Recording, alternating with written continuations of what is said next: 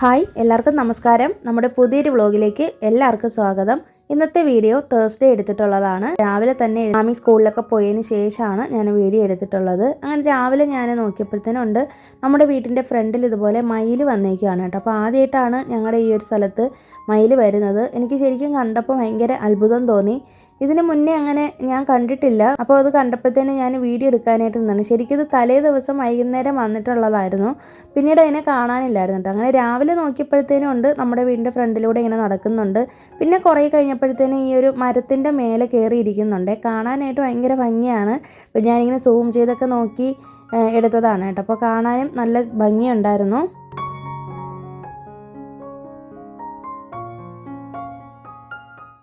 അങ്ങനെ ആമി സ്കൂളിലൊക്കെ പോയതിന് ശേഷം ഞാൻ ലിസ്റ്റൊക്കെ എഴുതുന്നുണ്ട്. അപ്പോൾ ഇന്ന് നമ്മൾ തേഴ്സ്ഡേ ആയതുകൊണ്ട് തന്നെ ക്ഷേത്രത്തിൽ പോകുന്ന ദിവസമാണ്.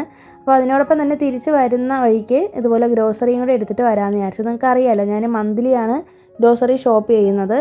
അങ്ങനെ അതിന് വേണ്ടിയിട്ടുള്ള ലിസ്റ്റൊക്കെ ഞാൻ എഴുതിക്കൊണ്ട് പോകുന്നുണ്ട്. എത്രയൊക്കെ ലിസ്റ്റ് എഴുതിക്കൊണ്ട് പോയാലും അവസാനം എന്തെങ്കിലും ഒരു സാധനം മിസ്സായിട്ടേ വരുള്ളൂ കേട്ടോ. എപ്പോഴും ഉള്ളൊരു പ്രശ്നമാണത്. പിന്നെ ഈ ഒരു പ്ലാന്റ് വെച്ചേക്കുന്നൊരു സ്ഥലത്തില്ലേ, നമ്മൾ കയറി വരുന്നൊരു എൻട്രൻസിൻ്റെ ആ ഒരു പോർഷനിൽ ഞാൻ ഈ ഒരു ഭരണി പോലത്തെ ഒരു സംഭവം ഉണ്ടല്ലോ, അതിൽ ഞാൻ പൂജാ റൂമിൽ വെച്ചിട്ടുണ്ടായിരുന്നതാണ്. ഞാനിപ്പോൾ പൂക്കളൊക്കെ ഇട്ട് വയ്ക്കുന്നത് ഇവിടെയാണ്. കയറി വരുമ്പോൾ കാണാനും നല്ല ഭംഗിയായിരിക്കും, നല്ലൊരു പോസിറ്റീവ് എനർജിയാണ്. അതിന് വേണ്ടിയിട്ടാണ് അവിടെ വെക്കുന്നത്. അങ്ങനെ ഇത് കുറേ നാളായിട്ടുള്ള എൻ്റെ ഒരു ആഗ്രഹമായിരുന്നു കേട്ടോ. അങ്ങനെ ഞങ്ങൾ റെഡി ആയിട്ട് രാവിലെ തന്നെ കുളിയൊക്കെ കഴിഞ്ഞിട്ട് ഞാനിങ്ങനെ പോകുന്നുണ്ട്. അപ്പോൾ രാവിലെ വീട്ടിലും വിളക്ക് കൊളുത്തിയിട്ടാണ് പോകുന്നത്. ക്ഷേത്രത്തിലേക്ക് എത്തിയിട്ടുണ്ട് കേട്ടോ. അപ്പോൾ ക്ഷേത്രത്തിൽ വന്നപ്പോഴത്തേനും ശരിക്കും ഒരു 10 മണിയോളം ആയി. 9:30-ക്ക് ശേഷമാണ് ഞങ്ങൾ ഇറങ്ങിയത്. ഒരു പ്രത്യേക ഒരു ഭംഗിയായിരുന്നു ഇന്ന് ക്ഷേത്രത്തിൽ വന്നപ്പോഴത്തേനും. അങ്ങനെ എനിക്ക് ശ്രീകൃഷ്ണൻ്റെ കുറേ കഥകളൊക്കെ ഹസ്ബൻഡ് ഇങ്ങനെ പറഞ്ഞു തന്നുകൊണ്ടിരിക്കുകയാണ്. അപ്പോൾ ഞങ്ങളിവിടെ ക്ഷേത്രത്തിൽ വരുമ്പോൾ ഇങ്ങനത്തെ മന്ത്രങ്ങളെക്കുറിച്ചും അതുപോലെ ഇങ്ങനെ കുറേ സ്റ്റോറീസൊക്കെ ഇങ്ങനെ സംസാരിക്കാറുണ്ട്. അപ്പോൾ എന്തൊക്കെയോ എന്നോട് പറഞ്ഞുകൊണ്ടിരിക്കുന്നതാണ് കേട്ടോ.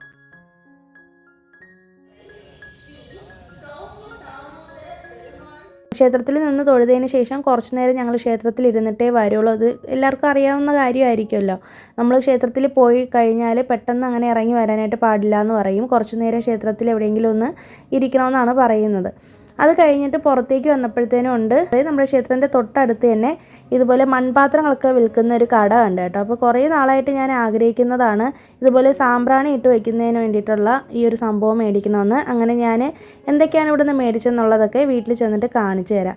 അങ്ങനെ തൊട്ടടുത്ത് നോക്കിയപ്പോഴത്തേനുണ്ട് കുപ്പിവിളകൾ വിൽക്കുന്ന ഒരു ഉന്തുവണ്ടി കിടപ്പുണ്ടായിരുന്നു കേട്ടോ. കുപ്പിവിളകൾ ഇഷ്ടമില്ലാത്ത സ്ത്രീകൾ കാണില്ലല്ലോ, എല്ലാവർക്കും ഇഷ്ടമുള്ള കാര്യമാണല്ലേ. അപ്പോൾ ഞാനിങ്ങനെ നമ്മുടെ പഴയ കാലമൊക്കെ ഒന്ന് ഓർത്ത് പോയതാണ്. ഞാനങ്ങനെ കുപ്പിവിളകളൊന്നും അധികം ഇട്ടിട്ടൊന്നുമില്ല. എന്നാലും പണ്ട് സ്കൂളിൽ പഠിക്കുന്ന സമയത്ത് ഇങ്ങനെ കായ്ക്കൊടുക്കയിൽ ഇട്ടിരിക്കുന്ന പൈസയൊക്കെ സ്വരുക്കൂട്ടി വെച്ചിട്ട് പണ്ട് ഞങ്ങളിങ്ങനെ വളകൾ മേടിക്കുന്നതൊക്കെ എനിക്ക് പെട്ടെന്ന് ഓർമ്മ വന്നു. അങ്ങനെ തിരിച്ചു വരുന്ന വഴിയിൽ നമ്മുടെ ക്ഷേത്രത്തിൻ്റെ അവിടെ ഒരു കുളമുണ്ട്. ആ ക്ഷേത്രക്കുളമൊക്കെ ഒന്ന് കണ്ടതാണ്. അങ്ങനെ നേരെ മാർക്കറ്റിലേക്കാണ് വരുന്നത്. ഇതെല്ലാം ഒരു സ്ഥലത്ത് തന്നെയാണ് ഇരിക്കുന്നത്. നമ്മുടെ ആ ഒരു ക്ഷേത്രത്തിൻ്റെ തൊട്ടടുത്ത് തന്നെയാണ് നമ്മുടെ മാർക്കറ്റും. അങ്ങനെ മാർക്കറ്റിലേക്ക് വന്നപ്പോഴത്തേനുണ്ട് ഇതുപോലെ ചങ്ങലം പെരണ്ടയില്ലേ, അത് കണ്ടായിരുന്നു. അപ്പോൾ ഇത് ഞാൻ മുന്നേ കഴിഞ്ഞ ഒരു വർഷത്തിന് മുന്നേ ഈ സംഭവം മേടിച്ചതാണ് കേട്ടോ. ഞാൻ ആദ്യമായിട്ട് വാങ്ങിയതാണ്. പക്ഷേ അതെനിക്ക് ക്ലീൻ ചെയ്യാനായിട്ട് അറിയത്തില്ലായിരുന്നു. വലിയ കാര്യത്തിൽ മേടിച്ചുകൊണ്ട് വീട്ടിൽ ചെന്നപ്പോഴത്തേനും ഉണ്ട് ഇത് ക്ലീൻ ചെയ്യാൻ എടുത്തപ്പോൾ എൻ്റെ കൈയൊക്കെ ആകെ അങ്ങ് പൊട്ടിപ്പോയി. അപ്പോൾ അന്ന് ക്ലീൻ ചെയ്ത് തരാമെന്ന് പറഞ്ഞിട്ട് ഞങ്ങൾ മേടിച്ചില്ലായിരുന്നു. അങ്ങനെ അത് ഒരുപാട് ഹെൽത്ത് ബെനിഫിറ്റൊക്കെ ഉള്ള ഒരു സംഭവമാണ് കേട്ടോ. ചങ്ങലം വരണ്ട ബോൺ സെറ്റർ എന്നൊക്കെയാണ് ഇതിനെ പറയുന്നത്. അപ്പോൾ അത് ക്ലീൻ ചെയ്തത് ഞങ്ങൾ മേടിക്കാൻ വേണ്ടിയിട്ട് അവിടെ വെയിറ്റ് ചെയ്യുന്നുണ്ട്. പിന്നെ മുല്ലപ്പൂക്കൾ അറിയാമല്ലോ, നമ്മുടെ തമിഴ്നാട്ടിൽ മെയിനായിട്ടുള്ളൊരു സംഭവമാണിത്. ഇപ്പോൾ ആടിമാസം ആയതുകൊണ്ട് തന്നെ നല്ല റേറ്റ് കൂടുതലാണ്. അതുകൊണ്ട് ഞങ്ങൾ എടുത്തില്ല. ഞാനങ്ങനെ മുല്ലപ്പൂവും ഇതും റോസാപ്പൂവൊക്കെ കണ്ട് ഇങ്ങനെ കൊതി പിടിച്ച് നിൽക്കുമായിരുന്നു കേട്ടോ. ഭയങ്കര രസമായിരുന്നു കാണാനായിട്ട്. നല്ല റേറ്റാണ്. ഒരു മുഴം പൂവിന് 60 രൂപയോ മറ്റാണ് പറഞ്ഞത്. സാധാരണ 10 രൂപയ്ക്ക് കിട്ടുന്നതാണ്. നാട്ടിലെനിക്ക് തോന്നുന്നത് ഇതിനേക്കാളും വില കൂടുതലായിരിക്കും.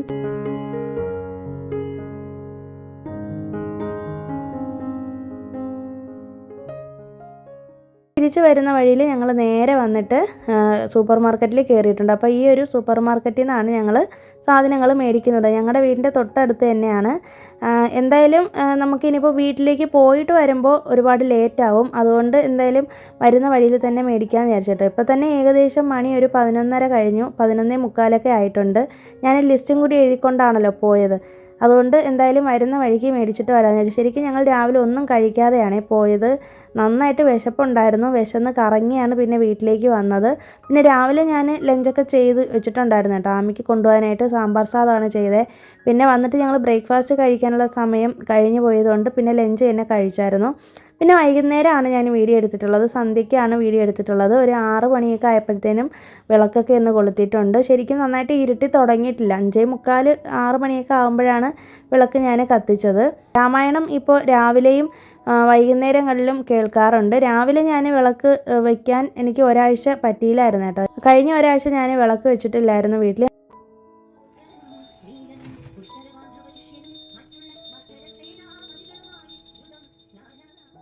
ഹസ്ബൻഡും വെച്ചില്ല. ഞങ്ങൾക്ക് അടുത്ത ഒരു റിലേറ്റീവിൻ്റെ ഒരു മരണമൊക്കെ സംഭവിച്ചിട്ടുണ്ടായിരുന്നു. അതുകൊണ്ട് ഒരാഴ്ച ഞങ്ങൾ വിളക്ക് കൊളുത്തിയില്ല. കുറേ നാൾക്ക് ശേഷം ഇപ്പോഴാണ് വിളക്ക് വയ്ക്കുന്നത്. അതിൻ്റേതായ ഒരു ഇതുകൊണ്ട് വീട്ടിൽ നമ്മൾ വിളക്ക് വയ്ക്കാതിരിക്കുമ്പോൾ ആകെ ഒരു അസ്വസ്ഥത പോലെയാണ്. എനിക്കങ്ങനെ എപ്പോഴും ഫീൽ ചെയ്യാറുണ്ട് കേട്ടോ. ഈ 2 സംഭവങ്ങളാണ് ഞാൻ കടയിൽ നിന്ന് മേടിച്ചത്. നമ്മുടെ ക്ഷേത്രത്തിൻ്റെ തൊട്ടടുത്തുള്ളൊരു അമ്മച്ചി നടത്തുന്ന കട കണ്ടില്ലായിരുന്നു അവിടെ. പിന്നെ ഇത് 2 ഈഞ്ചയാണ്. നിങ്ങൾക്ക് അറിയാമായിരിക്കും, നമ്മൾ മേല് കഴുകുന്നതിന് വേണ്ടിയിട്ടുള്ള കുളിക്കുമ്പോൾ യൂസ് ചെയ്യുന്ന സംഭവമാണ്. എൻ്റെ വീട്ടിലൊക്കെ നാട്ടിൽ ഇഷ്ടംപോലെ കിടപ്പുണ്ടായിരുന്നു. പക്ഷേ അന്നൊക്കെ ഉണ്ടെങ്കിലും ആർക്കും വേണ്ടാതെ കിടന്ന സാധനമാണ്. ഇവിടെ ഇത് 10 രൂപ എന്തോ ആണ് ഒരു പീസിന്. പിന്നെ അത് കഴിഞ്ഞിട്ട് ഇതുപോലെ വീണ്ടും ഞാനൊരു ചെറിയൊരു ഉരുളി പോലത്തെ മേടിച്ചിട്ടുണ്ട്. മണ്ണിലുള്ളതാണ്, പെയിൻ്റൊക്കെ അടിച്ച് വെച്ചേക്കുന്നതാണ്. പെയിൻറ്റ് പോകുമെന്നൊന്നും അറിയത്തില്ല. എൻ്റെ നേരത്തെ ഉള്ളത് ഒരല്പം ഒന്ന് കേടായി തുടങ്ങിയിട്ടുണ്ട്. അതിൻ്റെ കളറൊക്കെ പോയി. ഒന്നും കൂടി ഒന്ന് പെയിൻ്റ് അടിച്ച് വെക്കണം. എപ്പോഴും വിചാരിക്കും ഞാൻ മറന്നു പോകുന്നതാണ് പെയിൻറ്റ് മേടിക്കണമെന്നൊക്കെ. അങ്ങനെ ഞാൻ പുതിയ ഉരുളി കൊണ്ടുവന്ന് ഇവിടെ ഡെക്കറേഷന് വേണ്ടിയിട്ട് വെച്ചിട്ടുണ്ട്. നമ്മുടെ വീട്ടിൽ ഇതുപോലെ ഉരുളിയിൽ പൂക്കൾ ഇട്ടിട്ട് ഇങ്ങനെ വെക്കുമ്പോഴുണ്ടല്ലോ ഭയങ്കര പോസിറ്റിവിറ്റിയാണ്. നിങ്ങൾ ഒരു തവണയെങ്കിലും ചെയ്തിട്ടില്ലെങ്കിൽ ഒന്ന് ചെയ്ത് നോക്കണം കേട്ടോ. പക്ഷേ ഈ ഒരു ഉരുളി ഇതിന് വേണ്ടി മാത്രമാണ് യൂസ് ചെയ്യാവുള്ളൂ. നമ്മളുടെ അടുത്തിപ്പം വെങ്കലത്തിൻ്റെ ഉരുളിയൊന്നും ഇല്ല. അതിലൊക്കെ വെച്ചാൽ ഏറ്റവും നല്ലതാണ്. അതിനുള്ള കാശ് ഒരുപാടാവുമല്ലോ. അതുകൊണ്ട് ഞാൻ എന്തായാലും തൽക്കാലം മണ്ണിലുള്ളത് എടുക്കാമെന്ന് വിചാരിച്ചു. അങ്ങനെ അതിന് വേണ്ടിയിട്ടാണ്. പിന്നെ ഈ 2 സാധനമില്ലേ, സാമ്പ്രാണി പുകയ്ക്കുന്ന ഒരു സംഭവം, ഇത് എൻ്റെ അടുത്ത് മുന്നേ 2-3 എണ്ണം ഉണ്ടായിരുന്നതാണ്. ഞാൻ ഇങ്ങനെ ദീപാവലി ആവുന്ന സമയത്ത് ഇങ്ങനെ ഒരുപാടെണ്ണം മേടിച്ച് വെച്ചേക്കും. 3-4 ഒക്കെ മേടിച്ച് വെച്ചേക്കും. ഞങ്ങൾ താഴെ താമസിച്ചിരുന്നപ്പോഴൊക്കെ ഉണ്ടായിരുന്നതാണ് കേട്ടോ. എല്ലാം എൻ്റെ കയ്യിൽ നിന്ന് തറയിൽ വീണും മറ്റുമൊക്കെ ഇങ്ങനെ ഉടഞ്ഞൊക്കെ പോയിട്ടുണ്ട്. അതുകൊണ്ട് ഇപ്പോൾ പുതുതായിട്ട് ഒരെണ്ണം മേടിക്കാൻ വിചാരിച്ചു. അപ്പോൾ ഞാൻ 2 എണ്ണം എടുത്തു. ഒന്ന് നമ്മുടെ ഈ ഒരു പൂജാ ഷെൽഫിലും മറ്റൊന്ന് നമ്മുടെ ഈ വരുന്ന എൻട്രൻസ് ഇല്ലേ അവിടെയും വെക്കാമെന്ന് വിചാരിച്ചിട്ട്. ഞാനിപ്പോൾ വൈകുന്നേരങ്ങളിലാണ് സാമ്പ്രാണി പുകയ്ക്കുന്നത്. അപ്പോൾ ഇത് എലൈറ്റിൻ്റെ ബ്രാൻഡിൻ്റെ ആണ് ഞാൻ സാമ്പ്രാണി വാങ്ങിയത്. എല്ലായിടത്തും ഇപ്പോൾ കിട്ടുന്നതാണ് കേട്ടോ. ഇതിനകത്ത് തന്നെ നമുക്ക് കുന്തിരിക്കൊക്കെ ഇട്ടിട്ട് പുകയ്ക്കാം. പക്ഷേ ഞാൻ ഒരു അബദ്ധം കാണിച്ചു വെച്ചിട്ടുണ്ടെങ്കിൽ എൻ്റെ ലാസ്റ്റ് ഉണ്ടായിരുന്ന ഈ ഒരു സംഭവത്തിൽ ഞാൻ കുന്തിരിക്ക ഇട്ടിട്ട് പുകച്ചിട്ട് അത് ആ ചട്ടി അങ്ങോട്ട് പൊട്ടിപ്പോവുകയുണ്ടായി. ഭയങ്കര ഹീറ്റാണല്ലോ അത്. അതിനുശേഷം പിന്നീടാണ് എനിക്ക് മനസ്സിലായത് സാമ്പ്രാണി കട്ട പോലത്തത് മാത്രമാണ്. കമ്പ്യൂട്ടർ സാമ്പ്രാണി എന്നാണ് ഇവിടെ തമിഴിൽ ഇതിനെ പറയുന്നത്. അപ്പോൾ ഈ സംഭവം ഇത് നമ്മുടെ വീട്ടിനുള്ളിൽ ഭയങ്കര ഒരു സ്മെല്ലും ആയിരിക്കും. നല്ലൊരു ഡിവൈൻ ഫീലുമാണ്. ഇത് നിങ്ങൾ ഒരു തവണയെങ്കിലും നിങ്ങളുടെ അടുത്ത് ഇതില്ലാന്നുണ്ടെങ്കിൽ എവിടെയെങ്കിലും നമ്മൾ ക്ഷേത്രത്തിലൊക്കെ പോകുന്ന വഴിയിലൊക്കെ കാണും. ഇവിടെയൊക്കെ കിട്ടാറുണ്ട്, നാട്ടിലും കിട്ടുമെന്നാണ് എൻ്റെ ഒരു വിശ്വാസം. കിട്ടുവാണെങ്കിൽ ഒന്ന് വാങ്ങിയിട്ട് നിങ്ങൾ വീട്ടിലിങ്ങനെ വെച്ച് നോക്കൂ. നല്ല ഒരു പ്രത്യേക ഒരു പോസിറ്റീവ് എനർജി തന്നെയാണ് ഇതിൻ്റെ ആ ഒരു പുക ശ്വസിച്ചാലും. പിന്നെ കൊതുകിൻ്റെ ശല്യം കുറയും. പിന്നെ വീട്ടിനുള്ളിൽ നല്ലൊരു സ്മെല്ലും ആയിരിക്കും. അതിന് വേണ്ടിയിട്ടാണ് മേടിച്ചത്. പിന്നെ ഗ്രോസറീസൊക്കെ മേടിച്ചുകൊണ്ട് വന്നതെല്ലാം ഞാൻ എടുത്ത് വെക്കുന്നുണ്ട്. അപ്പോൾ ഇത് എടുത്ത് വെച്ചുകൊണ്ടിരുന്നപ്പോഴത്തേനും ഞാൻ മനസ്സിൽ ചിന്തിച്ച കാര്യമാണ്. അപ്പം നിങ്ങൾ എല്ലാവരും കണ്ടു കാണുമല്ലോ അല്ലേ, നമ്മുടെ ന്യൂസിൽ കാണിക്കുന്നത് 2-3 ദിവസമായിട്ട് അല്ലെങ്കിൽ ഒരാഴ്ചയ്ക്ക് മുന്നേ തുടങ്ങിയതാണല്ലോ നമ്മുടെ വയനാടിലെ ഇഷ്യൂ. ശരിക്കും ഞാൻ കഴിഞ്ഞ ആഴ്ച ഇതേക്കുറിച്ച് സംസാരിക്കാൻ പറ്റാത്തത്, ഓൾറെഡി ഞാൻ എഡിറ്റ് ചെയ്ത് വെച്ചിരുന്ന വീഡിയോ ആണ് അപ്ലോഡ് ചെയ്തിട്ടുണ്ടായിരുന്നത്. ഷെഡ്യൂൾ ചെയ്ത് വെച്ച് കഴിഞ്ഞു. അതുകൊണ്ടാണ് കഴിഞ്ഞ വീഡിയോസിലൊന്നും ഇതിനെക്കുറിച്ച് സംസാരിക്കാനായിട്ട് പറ്റാത്തത്. ഞാനിപ്പോൾ ഈ സാധനങ്ങളൊക്കെ മേടിച്ചുകൊണ്ട് വന്ന് ഇത് ചെയ്തുകൊണ്ട് നിന്നപ്പോൾ ശരിക്കും എനിക്ക് മനസ്സാകെ തകർന്നിരിക്കുകയാണ് കേട്ടോ. നമ്മൾ ന്യൂസിൽ കണ്ടിട്ടുള്ള ഒരു ഇത് മാത്രമാണ് നമുക്ക് എന്നിട്ട് പോലും താങ്ങാൻ പറ്റാത്ത ഒരവസ്ഥയാണല്ലേ. അപ്പോൾ നേരിട്ട് അനുഭവിക്കുന്നവരുടെ കാര്യം നമുക്ക് എന്താ പറയുക അല്ലേ. ഞാനും എൻ്റെ ഫ്രണ്ടും എപ്പോഴും ഇങ്ങനെ പറയും, നമുക്ക് കാശ് കൊടുത്തൊന്നും സഹായിക്കാനുള്ളൊരവസ്ഥയിലല്ല ഇപ്പോൾ. പക്ഷെ എന്തായാലും നമ്മളെപ്പോലുള്ള വീട്ടമ്മമാർക്ക് പൈസ കൊടുത്ത് അവരെയൊക്കെ കരകയറ്റണമെന്ന് ആഗ്രഹം ഉണ്ടാവും. എന്ത് ചെയ്യാനാണല്ലേ, നമുക്ക് അവരെ നമ്മുടെ പ്രാർത്ഥനയിലൂടെ മാത്രമേ നമുക്ക് എന്തെങ്കിലും ചെയ്യാനായിട്ട് പറ്റുള്ളൂ. അപ്പോൾ അങ്ങനെ ഒരു അവസ്ഥ ശരിക്കും കേരളം മാത്രമല്ല മൊത്തത്തിൽ നമ്മുടെ ലോകം മൊത്തം ഞെട്ടിക്കുന്ന ഒരവസ്ഥയാണ്. പ്രകൃതിയുടെ മുന്നിൽ മനുഷ്യർ മുട്ടുകുത്തുന്ന ഒരവസ്ഥയിലേക്കാണ് പോയിക്കൊണ്ടിരിക്കുന്നത് അല്ലേ. ഓരോ തവണയും ഓരോ ദുരന്തങ്ങൾ സംഭവിക്കുമ്പോഴും നമ്മുടെ ഉള്ളിൽ അല്ലെങ്കിൽ നമ്മുടെ വീട്ടിൽ ആർക്കോ സംഭവിച്ചതുപോലെയാണ്. ശരിക്കും ഈ ന്യൂസൊക്കെ കണ്ടിട്ട് മനസ്സൊക്കെ ആകെ മരവിച്ച്, സത്യം പറയല്ല, എനിക്ക് 2-3 ദിവസത്തേക്ക് എനിക്ക് ശരീരം പോലും അനങ്ങാൻ പറ്റാത്ത വിധത്തിലുള്ള ഭയങ്കര ഒരു അവസ്ഥയിലോട്ടായിപ്പോയി. എന്നെപ്പോലെ തന്നെയാണ് നിങ്ങൾ ഓരോരുത്തരെന്നും അറിയാം. അപ്പോൾ നിങ്ങളൊക്കെ സേഫാണോ ഇല്ലയോ എന്നുള്ളത് തീർച്ചയായിട്ടും കമൻറ്റ് ചെയ്തേക്കണം. നിങ്ങളൊക്കെ എവിടെയാണ് താമസിക്കുന്നതെന്നും എനിക്ക് അറിയത്തില്ല. അപ്പോൾ നിങ്ങളുടെ സ്ഥലവും മറക്കാതെ ഒന്ന് കമൻറ്റ് ചെയ്തേക്കണേ. മാത്രമല്ല നിങ്ങളുടെ നാട്ടിൽ മഴയാണോ, എങ്ങനെയാണ് ക്ലൈമറ്റ് എന്നൊക്കെ ഒന്ന് പറഞ്ഞേക്കണം കേട്ടോ. അപ്പോൾ നഷ്ടപ്പെട്ടു പോയവർക്ക് മാത്രമാണ് അതിൻ്റെ വിഷമം മനസ്സിലാവുള്ളൂ. നമ്മളൊക്കെ ശരിക്കും കാഴ്ചക്കാർ മാത്രമാണ്. ശരിക്കും പറഞ്ഞിട്ടുണ്ടെങ്കിൽ ഇങ്ങനെ ഒരു അവസ്ഥ ഇനി ആർക്കും വരരുതേന്ന് മാത്രമാണ് പ്രാർത്ഥനയുള്ളത്. ഒരുപാട് സങ്കടം തോന്നി, ഒത്തിരി സങ്കടവും, എന്താ പറയുക, നമുക്ക് ഭക്ഷണം പോലും കഴിക്കാൻ പറ്റാത്ത ഒരു അവസ്ഥയിലേക്ക്, ആ ഒരു മാനസികാവസ്ഥയിലായിരുന്നു കേട്ടോ ഞാനും ന്യൂസൊക്കെ കണ്ടപ്പോൾ. ഭയങ്കര ഒരു വിഷമം തോന്നി. ഒരായുസ്സ് മുഴുവൻ കഷ്ടപ്പെട്ട് എല്ലാം ഉണ്ടാക്കിയിട്ട് രാവിലെ ഉറക്കം എഴുന്നേൽക്കുമ്പോൾ എല്ലാം നഷ്ടപ്പെട്ട ഒരവസ്ഥ, ആ ഒരവസ്ഥയൊന്ന് നമുക്ക് ചിന്തിക്കാൻ പോലും പറ്റാത്ത അത്ര ഇതാണ്. ശരിക്കും ഭയങ്കര ഒരു സങ്കടം തോന്നുന്നുണ്ട്. നമ്മളൊക്കെയാണ് ആ ഒരു സ്ഥാനത്തെങ്കിൽ എന്ന് വരെ ആലോചിച്ച് പോയി. ശരിക്കും നമ്മൾ ആരും സേഫ് അല്ല. നമ്മൾ ഈ ലോകത്ത് ഏത് കോണിൽ പോയി ജീവിച്ചാലും പ്രകൃതി നമ്മളെ ഏത് നിമിഷവും ആഞ്ഞടിക്കും എന്നതിൻ്റെ ഒരു ഉത്തമ ഉദാഹരണം തന്നെയാണ് ഈ ഒരു കാര്യം. പിന്നെ ഉറ്റവരും ഉടയവരും ഒക്കെ നഷ്ടപ്പെട്ട് ആളുകളെ കാണുമ്പോൾ ശരിക്കും മനസ്സങ്ങ് ആകെ തകർന്നു പോകുന്ന ഒരവസ്ഥയാണ് കേട്ടോ. എന്നെപ്പോലെ തന്നെയാണ് നിങ്ങൾ ഓരോരുത്തരെന്നും എനിക്കറിയാം. നമ്മുടെ കൺമുന്നിൽ ഇതൊക്കെ കാണുന്നത് പോലെ തന്നെയാണ് ഓരോ ന്യൂസ് ചാനലുകളിലാണെങ്കിലും ഒക്കെ അവരും ഒരുപാട് കഷ്ടപ്പെട്ട് തന്നെയാണ് നമ്മളിലേക്ക് ഈ വാർത്തകളൊക്കെ എത്തിക്കുന്നതും. പിന്നെ അതുപോലെ ഇതിന് വേണ്ടിയിട്ട് രാപ്പകലില്ലാതെ കഷ്ടപ്പെട്ട് രക്ഷിക്കാനെത്തുന്ന രക്ഷാദൗത്യക്കാരും അവരൊക്കെ ശരിക്കും പറഞ്ഞു കഴിഞ്ഞാൽ ഹൃദയത്തിൽ നിന്ന് നമുക്ക് സല്യൂട്ട് ചെയ്യാനായിട്ട് തോന്നും. എന്തൊക്കെ പറഞ്ഞു കഴിഞ്ഞാലും നഷ്ടപ്പെട്ടവർക്ക് അത് എന്നോ ഒരു തീരാ നഷ്ടം തന്നെയാണ്. ഇനി ആദ്യം മുതലേ അവരെല്ലാം കെട്ടിപ്പടുക്കേണ്ട ഒരു അവസ്ഥയും കൂടി ആലോചിക്കുമ്പോഴാണ് എനിക്ക് ഒരുപാട് സങ്കടം തോന്നുന്നത്. കൂടപ്പറപ്പുകളും ജീവൻ്റെ പാതിയൊക്കെ നഷ്ടപ്പെട്ടു പോയ ആളുകളെയൊക്കെ ഓർത്താൽ ഒരിക്കലും നമുക്ക് കിടന്നാൽ ഉറക്കം വരാത്തൊരു അവസ്ഥയിലൂടെയാണ് നമ്മളെല്ലാവരും കടന്നു പോകുന്നത് അല്ലേ. അപ്പോൾ അവർക്കൊക്കെ വേണ്ടിയിട്ട് നമുക്ക് പ്രാർത്ഥിക്കാം. നമ്മളുടെ അടുത്തിപ്പോൾ ധനസഹായമായിട്ട് ചെയ്യാൻ ആഗ്രഹമുള്ളവരും അവർക്ക് ചെയ്യാൻ പറ്റാത്ത ഒരുപാട് ആളുകൾ എന്നെപ്പോലുള്ള വീട്ടമ്മമാർ ഒരുപാടുണ്ടെന്ന് എനിക്കറിയാം. അപ്പോൾ അവർക്ക് വേണ്ടിയിട്ട് നമുക്ക് പ്രാർത്ഥിക്കാൻ മാത്രമേ പറ്റുള്ളൂ. അപ്പോൾ സർവേശ്വരനോട് നമുക്ക് അവർക്ക് വേണ്ടിയിട്ട് പ്രാർത്ഥിക്കാം. നിങ്ങളെല്ലാവരും സേഫാണെന്ന് ഞാൻ വിശ്വസിക്കുന്നു. എന്തായാലും നിങ്ങൾ ഏത് സ്ഥലത്താണ് താമസിക്കുന്നത്, മഴ വന്നാൽ എന്തെങ്കിലും പ്രശ്നമുള്ള സ്ഥലമാണോ എന്നൊക്കെ ഒന്ന് കമൻറ്റ് ചെയ്തേക്കണം, മറക്കരുത്.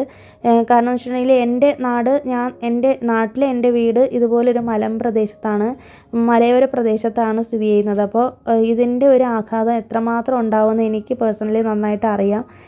ദൈവം സഹായിച്ച് ഇത്രയും വർഷമായിട്ടും ഞങ്ങളുടെ നാട്ടിൽ അങ്ങനെ ഒരു സംഭവം ഉണ്ടായിട്ടില്ല. പക്ഷേ എന്നിരുന്നാലും ഇതൊരു ഓർമ്മപ്പെടുത്തൽ കൂടിയാണെന്ന് എനിക്ക് തോന്നുന്നുണ്ട്. നമ്മൾ ആരും സേഫ് അല്ല. ലോകത്തിൻ്റെ ഏത് കോണിൽ പോയാലും പ്രകൃതിയിൽ നിന്നുണ്ടാകുന്ന ക്ഷോഭങ്ങൾ നമ്മളത് അനുഭവിച്ചേ മതിയാകൂ എന്നുള്ളൊരു ഓർമ്മപ്പെടുത്തൽ കൂടി തന്നെയാണ്. പക്ഷേ എന്തായാലും നമ്മൾ പലതരത്തിലുള്ള മഹാമാരികൾ നമ്മളെല്ലാവരും ഒറ്റക്കെട്ടായി തരണം ചെയ്തവരാണല്ലേ. അപ്പോൾ അതുകൊണ്ട് ഇതും നമുക്ക് തരണം ചെയ്യാൻ പറ്റട്ടെ.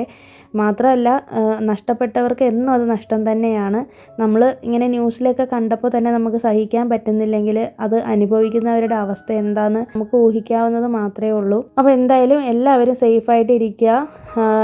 എനിക്ക് ശരിക്കും പറഞ്ഞിട്ടുണ്ടെങ്കിൽ 2-3 ദിവസത്തേക്ക് വീഡിയോ എടുക്കാനോ കാര്യങ്ങളോ ഒന്നും എനിക്ക് പറ്റുന്നുണ്ടായിരുന്നില്ല. ആകെ വല്ലാതെ മനസ്സങ്ങ് മരവിച്ചൊരവസ്ഥയായിരുന്നു കേട്ടോ. നമുക്ക് നമ്മുടെ കുടുംബത്തിലുള്ള ആരൊക്കെയോ നഷ്ടപ്പെട്ട ഒരു വേദനയാണ്.